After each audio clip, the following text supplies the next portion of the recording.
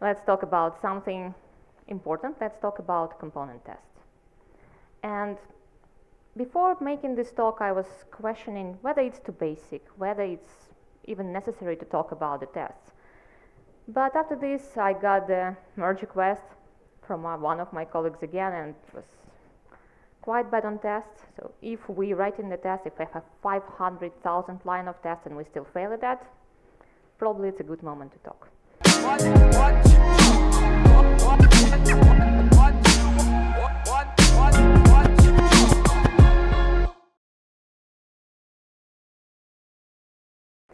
So, quickly reintroducing myself.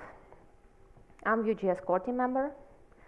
I write Vue documentation. I enjoy writing docs and teaching people different concepts, and yeah, one day I got carried away and contributed to React docs too.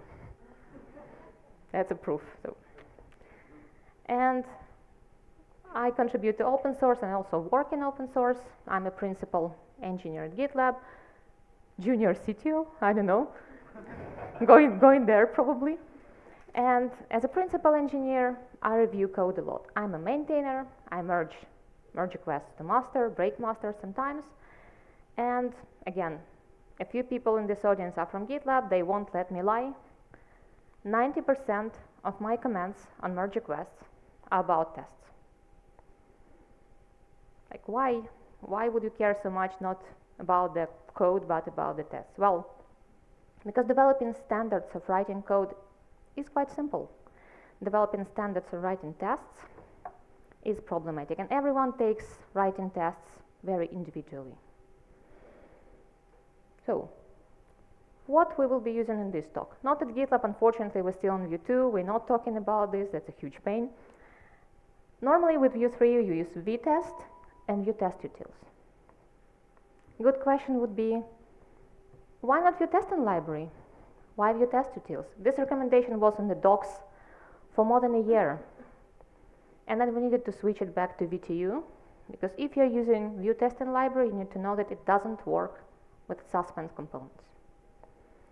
That's why right now the recommendation to switch back to basics and use VTU. In a nutshell, unit test. Okay, first, who is writing unit tests in their daily work? Hands up. Amazing. That's quite a lot, honestly. And for those of you who don't write unit tests, there is no blame, because normally, like Vanessa said, there is a startup, hour is a big chunk of time, writing tests, we don't have time for that. But hopefully this talk will be useful, because it's pretty from the start. So for the unit test, you have some system that you're testing, you give it some input, you get some output, and your test passes or fails depending on the condition. And if we're testing JavaScript functions, it's quite simple. You have this capitalized whatever, it returns capitalized string, you write the test, like we expect John to be uppercase John, you have an input, you have an output. Very easy to define. What is the component's output in this particular case? Like, any guesses? GitLab people, be silent, please. I annoyed you enough about components output, but any guesses what is components output? Such a silence. So first, and the most important components output is rendered HTML. Your component shows something on the page. That's its first output. And we will be testing this the most. Second is the emits that component brings back up to the parent. And third one is all the side effects. Well, emits can be also considered side effects, but it's rather component API. API calls, imported functions, everything like this, Vuex actions, Pinia actions, I don't know, GraphQL queries, that's all side effects. And if you want to get something from this talk, this is the most important part. Remember what component output is and test only the output. We will dive a little bit on this later, but that's in a nutshell. So for the test purposes, we have very simple component, looks like that. Just a form, you type something, you click submit. It doesn't call the API that shows how much I am of a backend developer. This is just a promise with a timeout that returns something. But if you put the correct credentials, like my name and password, which is password, no uppercase letters, it will give you a welcome message. Looks like not a lot of functionality, but it's pretty lot to test. And before we even start writing the test, let's look at the component and try to imagine the structure. I like to do it with to-dos. That's why to-dos, what to-dos are for in the test. But first of all, what do we have here? Initial component load, form, disabled button, nothing else. There is no error message, no welcome text, just form and fields. So this will be the first assertion. We have a form and we have disabled button with text submit. We have one of the fields filled still disabled. If I only fill password, still disabled, 2 fields enabled. This is another test case. We filled 2 fields, our button is enabled now, we can click it. And then we have the whole tree of events. On submit, we go into login state. It's pretty short, but you can see the login text on the button. And then we branch. There's error state and success state. So that's why our test will be looking like that. So for now it's to-dos. And our to-dos like renders the form by default, renders submit text on the submit button, disables the submit button in both the cases where one of the fields is filled. And then we go into this branch. When they are filled, enables. On submit, we call the API still. And then we describe login state, success state, and error state. This test covers pretty much all the functionality of the component. And it's always nice to take your time with writing the structure before you start testing. Otherwise, it's pretty simple to skip one of the branches or forget about some of the cases and not cover your test fully. So let's start testing. We have a form, a rendered HTML, and the most simple helper here. We shall mount in the component in our test with VTU helper. And let's start removing to-dos and making a test. So I'm mounting my component, and you can see that after each spec I'm unmounting it. I was really surprised, by the way, because apparently VTU2 doesn't make a check for unmounted component. So even if I forget the mount component in the second spec, it still gives me the result. I already messaged VTU team about that, and they're like, yeah, well, sorry, we forgot to import this from VTU1. Well, it happens. So what we want to see if wrapper has form, right? So we need to write an expect for this. So we are expecting that form exists. And we need to take form for the finder. Let's run our v-test. Oh, it's so small. Yeah, of course, I failed with the import every single time. So yeah, right now, let's make this a little bit more readable, I guess. No, not this way. Sorry, you will need to just read this super small text. I will make it bigger, maybe. But the most important part, it renders form by default. Is this a good test case? No. Find works like query selector in HTML.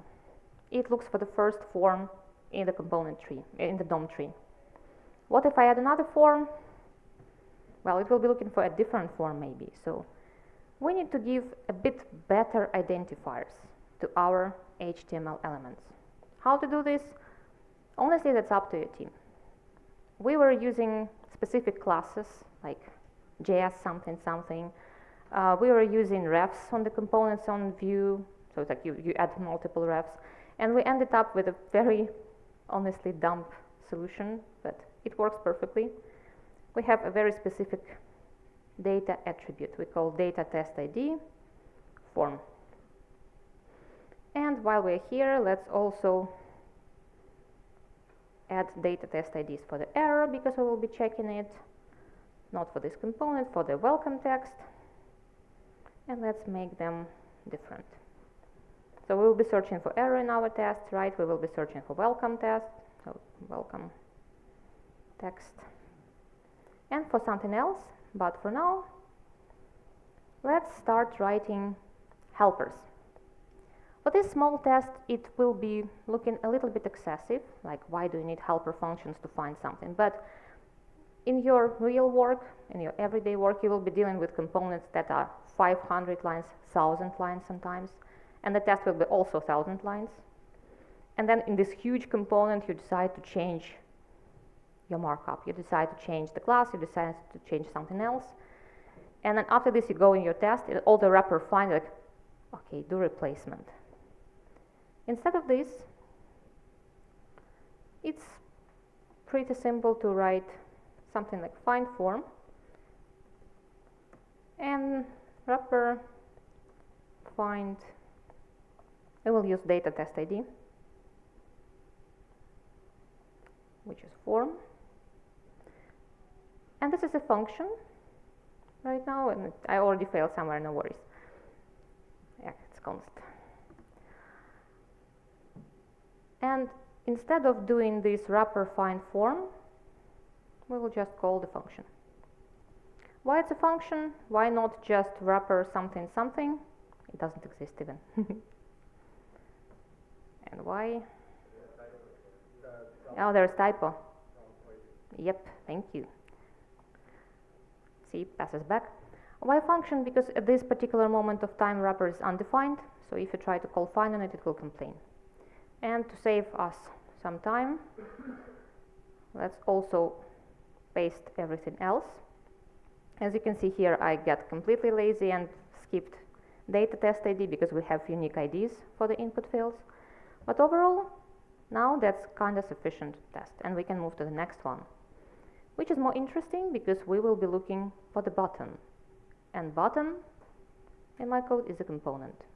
So the tests for the component are different, and there are multiple opinions on how do you deal with a child component when you're testing.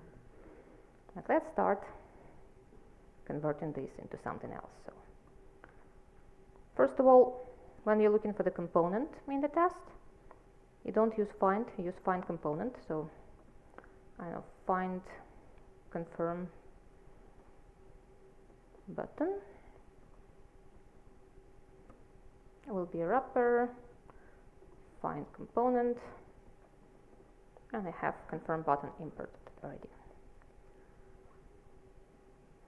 So next moment, let's see in our component when we render the button text, when it's disabled and whatnot. So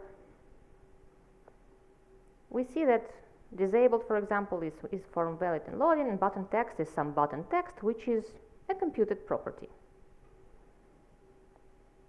So if we're loading, we show loading, otherwise we show submit. It's very tempting at this point to test your computed, not your rendered output. So what many people are doing, what I was doing in the past, and what I see constantly on reviews is we expect that wrapper VM button text is submit. Save. Will this pass? Well, it will. Computed is submit indeed. Test is green, everything's fine. What is wrong? And we're testing computed in isolation. Heard it so many times. We have testing computed in isolation. In fact, what we're doing here, we're testing component internals, not the component output. How to check what we're testing? Well, what if I forgot completely to pass this one? Or worse, test is green, right? Button is rendering nothing, but test is green. That's a big mistake to test computed in isolation. Computed should be tested in your render template, in your component output. So the rule of thumb, if you see wrapper.vm.anything but emits, it's a big sign that your test is testing something wrong. So instead, let's write a proper test. And how should the proper test look like? We have our component. We have a prop that we are passing. This prop is called button text. And we expect it to be submit.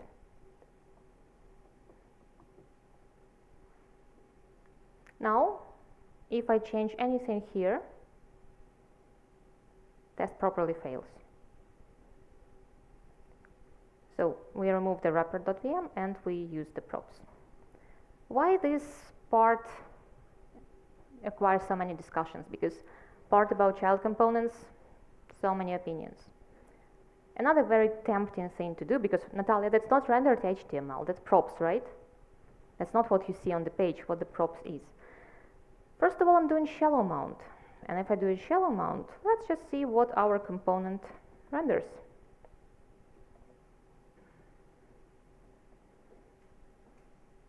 Super, super small HTML. I can make it bigger just for now. So first of all, it is kinda HTML. It's a stub that has an attribute button text, not a prop, but still. But what happens more often than not is that, let's remove the HTML, well, I can leave HTML for now, people do this. Expect, let's go for find confirm button, and let's look what's inside of the confirm button component. There is a button, no big surprise. And it has some button text. So, it's very, very tempting to say, let's find button inside of the component, and let's check for the text of the button, and we expect it to be submit.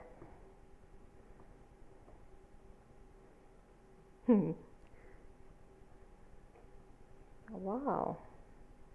Cannot call text on an empty DOM prop. So it somehow didn't find the button inside of the button, but oh, because we're shallow mounting, right.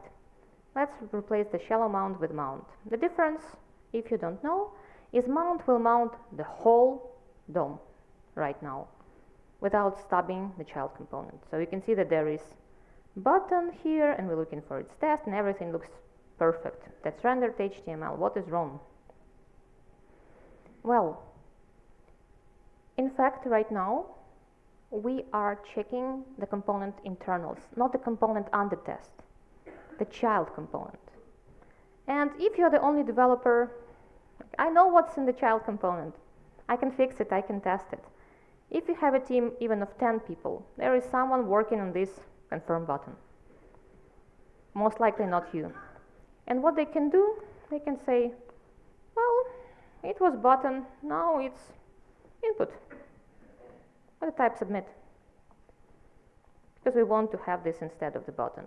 They will remove everything here, and they will say that, thank you macOS, that's just perfect moment to update. That has a value of button text.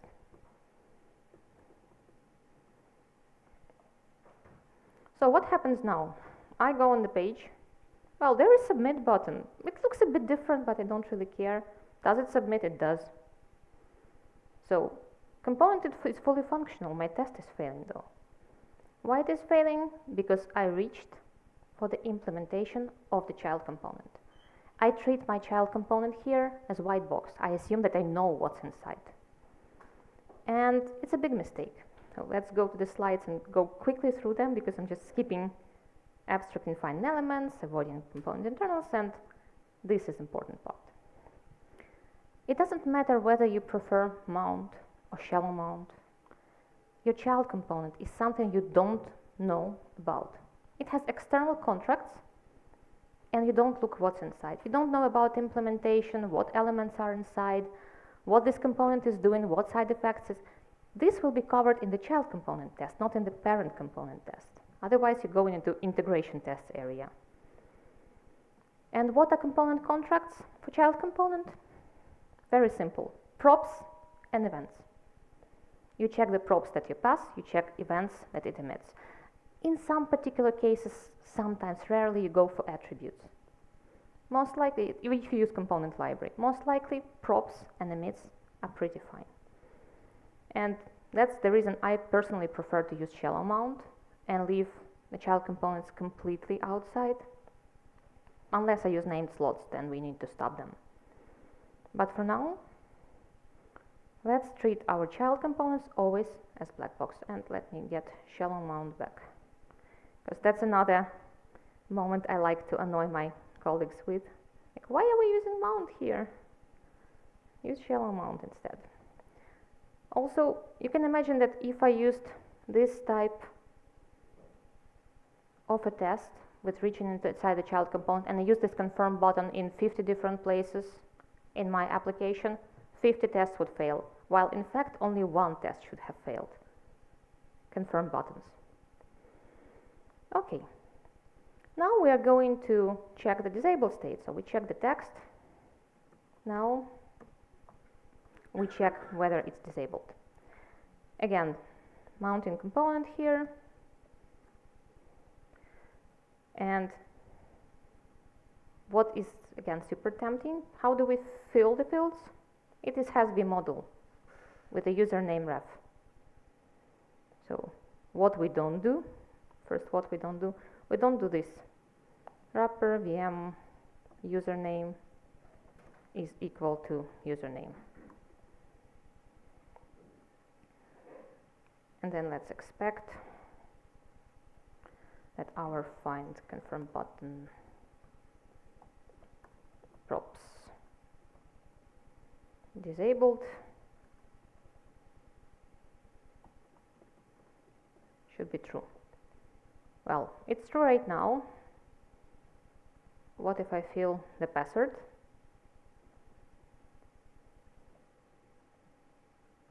It will still be true, I assume. Yep, because we are in Vue. And how does Vue render the HTML? With ticks. So if you ever try to do this, again, wrapper.vm is bad, but just for demo purposes, normally you wait for the next tick. Now, yes, button is disabled. It's not disabled anymore, so this assumption would be correct. We will come back to the next ticks a bit later, and for now we just go and fix the test. Because one more thing in your unit tests is following the user. User doesn't change the vModel directly. User has no idea that you have vModel even, or property with a username. The only thing that user sees is input fields. So what do we need to do? We need to fill the value to the input field. And we can do it without typing next tick. We can wait for find user input set value. That's one of the helpers that Vue test utils has for input fields. Set value, I don't know, user. Disabled is still true because we only put, but if I put password here, find password input, set value password. Now it fails because we changed disabled and now we have an active button. That's also one more thing about tests. When you try to write any type of a test, try to make it fail before you make it pass. Because, well, if I had a broken functionality somewhere, and even if I forget about await here completely, well, it's still disabled because it was disabled initially. That's false positive right now. It could be positive. Like if I put, even if I put password back and remove the waits,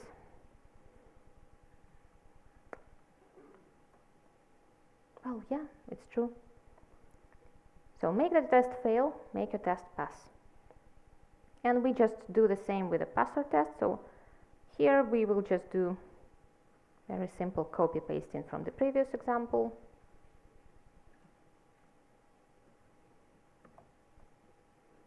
And instead of user input, we have password one.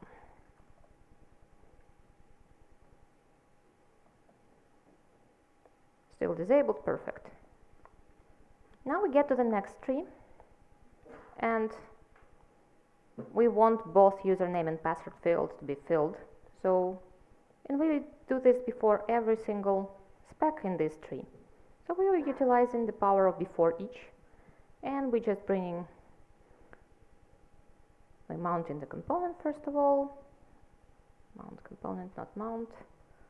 We put password, we put user input from here.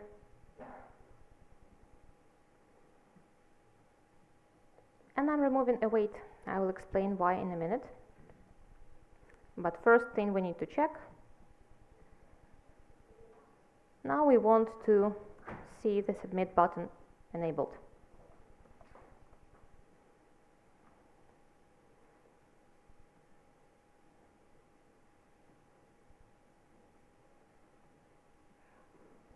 Make the test fail.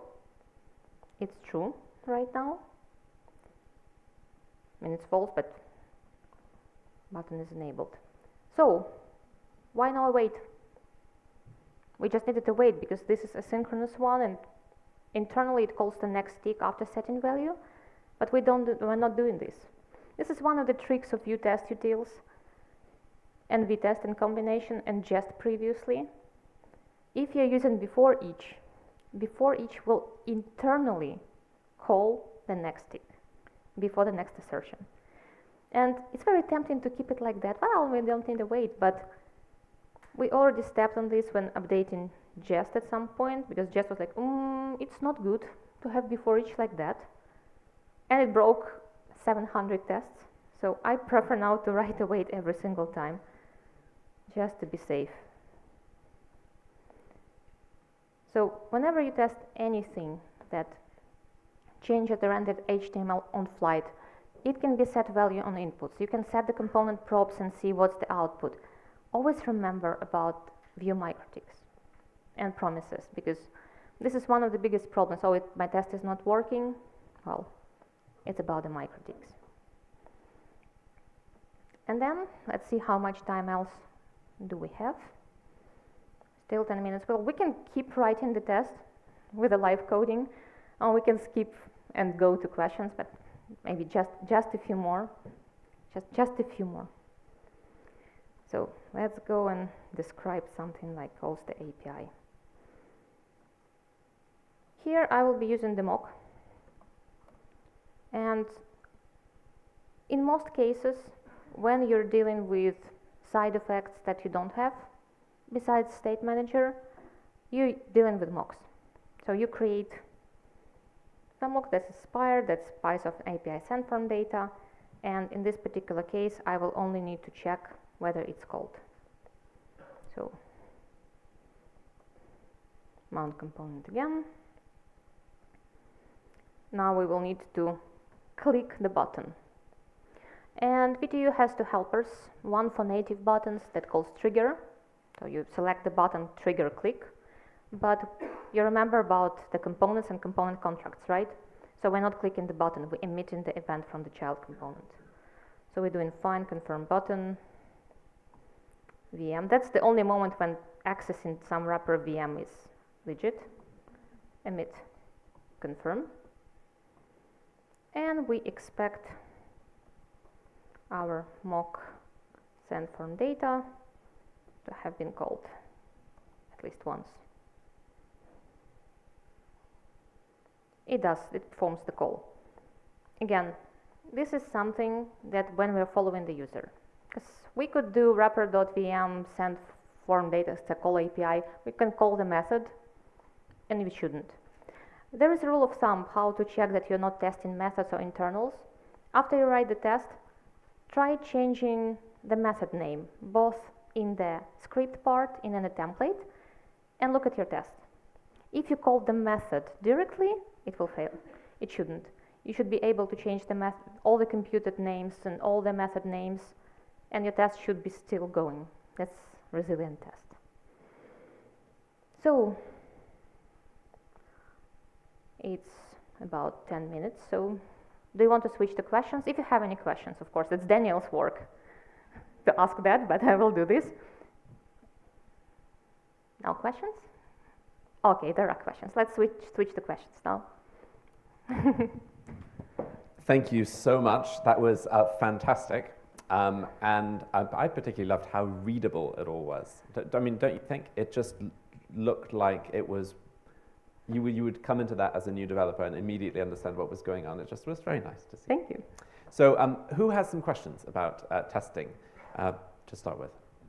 Hey, thank you. I had a question about, so we are following the user. We're trying to test what the user is experiencing. Yep.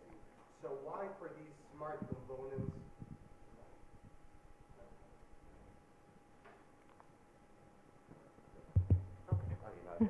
Okay, so again, so we're following the user. We're trying to test mostly for the user. So the user, we don't break the user flow. So for these smart components, why even go for these unit tests, which are still fairly isolated, and not do something like Playwright or Cypress, which is still faster than full end-to-end tests, for example? So first of all, unit tests are faster than Playwright or Cypress. And second is, that's the reason for isolation. We're writing unit tests, and we want it to be as independent as possible. We don't want our parent component unit test to fail when something in the child component changes that doesn't change the component contracts. So for example, if I change the name of the emitted event, parent component test will fail for a good reason, because now we emitted a different event and we need to account on that. Same if I change the name of the prop. But if I rely on the implementation of the child component, my parent will fail, and it's not a unit test anymore. It relies on something else. Thank you for the question. It was a really good one. Another question up front.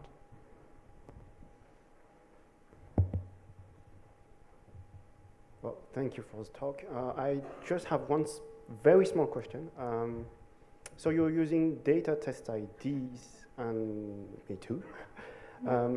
Should we can we remove this from the production code? Well, technically you can switch to anything else, and if you want to remove it, the safest bet with Vue would be using refs, because you cannot see the ref, right? And go with searching for refs. Using classes, using anything else, but you cannot remove data test IDs. We just basically said we do not care. Vue already adds like a bunch of different data attributes, so probably user is not checking data test IDs. But again, yes, that's a decision for the team. Like basically decide on the identifier you feel comfortable with, whatever it could be. Okay, thank you. I would have a follow-up question about that. For the data test, I would also not remove it if I use it, because I don't like it if my production code is too different from my local host. I just create error space for errors. But I heard some people really don't like data test ID. I'm in between because I'm trying to check the arguments of both sides. Like that you should not need to write any code specifically for tests. I don't know the further arguments, but you are already nodding. Can you say something? Yeah, I'm nodding, and I would say that if you're not writing any specific code for unit tests, because well, if we're going for end-to-end testing, you don't. If you're going for unit tests, most likely a unit test will be super fragile, because then you will be looking for something like HTML elements that can be not unique if it's not H1 on the page. And more likely than not, you will be lost in searching for different elements. So again, this is not beautiful, so that's the kind of a compromise that you go for. But yeah. Anyone else?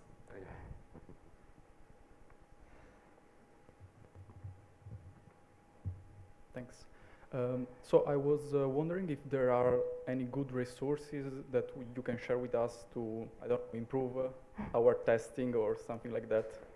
Well, current VTU documentation, the newest one, is a bit better. I would say they created a crash course right now that kind of follows the same conception and goes with the same ideas, because previous docs were just all about wrapper.vm something, people were copy-pasting them. But I don't know like really good resources on specifically Vue unit tests besides that. So there is a field for improvement to write a tutorial and post it somewhere. I have a question from home. Sorry. Sorry for making you run in, Julia. No, that's nice. I'm here so you can read it as well. How are you deciding which unit tests should be implemented, and how do you do your reviewers make sure the whole component Is is tested properly? So yeah, first, which unit test should be implemented? Answer is very simple. You have a component, you have a unit test. That's ideal state of it. Like if you don't have time like completely for writing unit tests, well, go with end-to-end testing. Honestly, it's faster to start with. It will cover the whole application. But if you go with unit tests, the more you cover, the better. And the second one about how your reviewers check. Well, I didn't plan to talk about GitLab, but apparently I'm going to.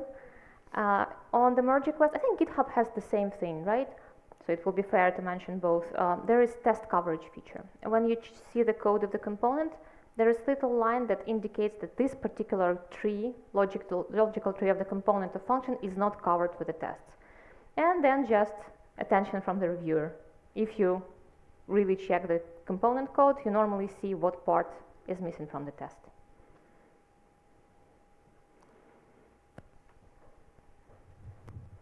It was good I stopped with live coding. Hey, one more. This is more about unit tests in general than component tests, but I have some colleagues with very strong opinions about how complex your helpers should be in tests, or if you should generate tests in loops, because then you're not just testing, you're adding additional logic. Do you have any opinions or advice about this? We do, and we ended up, it was a discussion about that at GitLab too, and we ended up with the opinion if some method or some computed property is that complex that you really need to test it in isolation from the, not in the template, most likely it requires a helper. So we just create a standalone file, helpers, utils, whatever, and move part of this logic there, and we test it with a proper unit, not component test, in isolation with given it input and output. Sorry, I don't have a microphone, but just I actually meant test helpers. The test help, like find component of find. Or maybe some longer chain that you reuse. So how complex should the test be? Normally, I would say that going for 3 levels is already a bit too much. That's it. We probably have time for one more question.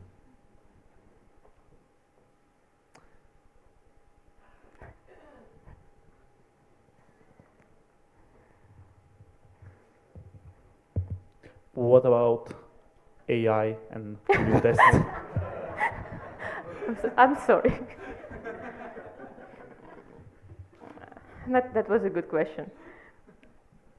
In this particular case, I would go, what can help you with tests will most likely be some kind of code suggestions. Copilot comes to mind first, and other code suggestion generators. But the problem is that you need to have already a good code base with tests, because it will be learning on your code base. And if you take our code base, for example, which is huge and far from perfect, not scared to admit that, it will be actually giving your own suggestions. So it will be like, yeah, do wrapper.vm, amazing test, good luck. So make sure that you have a good model first. Amazing. I'm sure we have lots more questions and lots more to learn, for sure, from Natalia. But could you all give her a very warm thank you for that excellent talk?